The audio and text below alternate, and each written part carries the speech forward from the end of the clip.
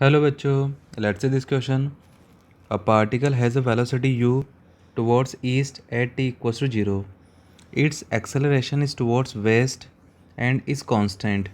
Let xa and xb be the magnitude of displacement in the first 10 seconds and the next 10 seconds.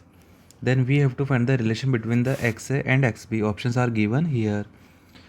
तो यहाँ अगर हम लोग बात करें तो इन्फॉर्मेशन क्या है यहाँ पे आपको एक्स और एक्स पी में रिलेशन निकालना। तो यहाँ पे जो इन्फॉर्मेशन है ना, information is insufficient to decide the relation of X A and X B. Because जैसे अगर मान लो लेट सपोज अगर आपको है ना यू का वैल्यू दे रखा है, लेट सपोज आपको यू का वैल्यू दे रखा है 10 मीटर पर सेकेंड, ठीक है, और एक्सेलरेशन कितना है, लेट सपोज एक्सेलरेशन इसका 2 मीटर पर सेकेंड स्क्वायर है और ये वेस्ट की तरफ है। तो होगा क्या, अगले 5 सेकंड बाद है पार्टिकल टी इक्वल से 0 पे यहाँ पर है, लेकिन अगले 5 सेकंड पर पार्टिकल यहाँ पे जाता जाता ये रुक जाएगा, इसका वेलोसिटी कितना हो जाएगा, 0 हो जाएगा, ठीक है। और फिर अब ये रिवर्स बैक आएगा, यहाँ से रिवर्स बैक आएगा, राइट।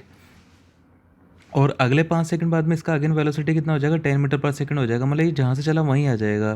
तो इस वाले केस में इसका जो डिस्प्लेसमेंट आएगा, ठीक है, तो इसका यहाँ पर डिस्प्लेसमेंट कितना आ जाएगा, इसका डिस्प्लेसमेंट आ जाएगा 0, ठीक है। ये पहले 10 सेकंड की बात हो गई। अब अगले 10 सेकंड की बात करें तो अगले 10 सेकंड में तो पार्टिकल जो है यहाँ से आगे निकल जाएगा, ऐसे पीछे की तरफ जाता जाएगा, ठीक है। अब यहाँ पे इस वाले केस में क्या होगा, वेलोसिटी और एक्सेलरेशन का डायरेक्शन क्या हो जाएगा, सेम हो जाएगा। तो ये यहाँ पे जो है ये लेफ्ट साइड ही जाता जाएगा। तो अब अगले केस में यहाँ पे ना डिस्प्लेसमेंट 0 नहीं होगा, मतलब इस वाली सिचुएशन में तो फर्स्ट वाली सिचुएशन में तो जो है यहाँ पे डिस्प्लेसमेंट 0 होगा, लेकिन बाद वाले सिचुएशन की बात करें, ठीक है, तो वहाँ पर डिस्प्लेसमेंट जो होगा उसे हम लोग वैसे कैलकुलेट भी कर सकते हैं, क्योंकि हम लोग इक्वेशन लगा सकते हैं वहाँ पे S is equal to U T plus half of a t square.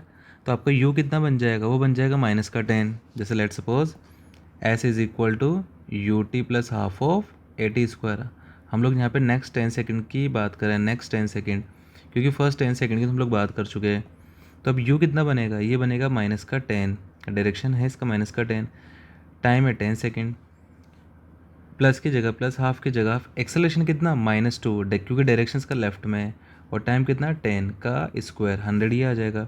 तो -100 तो ये हो जाएगा और ये -100 ही हो जाएगा। तो इसका डिस्प्लेसमेंट आएगा -200 मीटर, ठीक है। तो ये डिस्प्लेसमेंट है इसका -200 मीटर।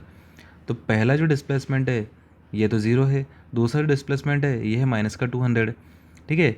अब ये हमने एक केस लिया है। अब लेट सपोज अगर मान लो वेलोसिटी, ठीक है ना, लेट सपोज अगर मान लो ये जो वेलोसिटी है ये होता सपोज 2 मीटर पर सेकेंड, ठीक है, और एक्सेलरेशन कितना होता, एक्सेलरेशन मान लो ये होता 4 मीटर पर सेकेंड स्क्वायर, ठीक है। अब अगर यहाँ पे आप एक्स ए और एक्स बी कैलकुलेट करेंगे तो रिजल्ट हो सकते कुछ आपको उल्टे मिले, ठीक है। तो यहाँ पे हम लोग ऐसा ही बोलेंगे जब तक आपको यू और ए की इन्फॉर्मेशन नहीं है, ठीक है, क्योंकि अगर मान लो लेट सपोज अगर वी अगर काफ़ी ज़्यादा हुआ, मतलब वेलोसिटी इनिशियल वेलोसिटी काफ़ी ज़्यादा हुआ, तो ये अलोंग द हॉरिजॉन्टल डायरेक्शन मतलब राइट साइड ही डायरेक्शन मतलब मोशन करता रहेगा, ठीक है। लेकिन अगर उसका मैग्नीट्यूड कम हो, एक्सेलरेशन ज़्यादा हुआ, तो उस केस में क्या होगा, वो तुरंत रिवर्स बैक भी हो सकता है, ठीक है। तो वो डिपेंड करेगा आपको यू और एक्सेलरेशन क्या मिला है। तो depends on it depends on value of U and A, ठीक है, to decide the relation between X A and X B, right. तो यहाँ पे यू और ए की कोई इन्फॉर्मेशन नहीं है, तो ऑप्शन डी यहाँ पे करेक्ट होगा, the information is insufficient to decide the relation of X A with X B. I hope you understood this question. Thank you.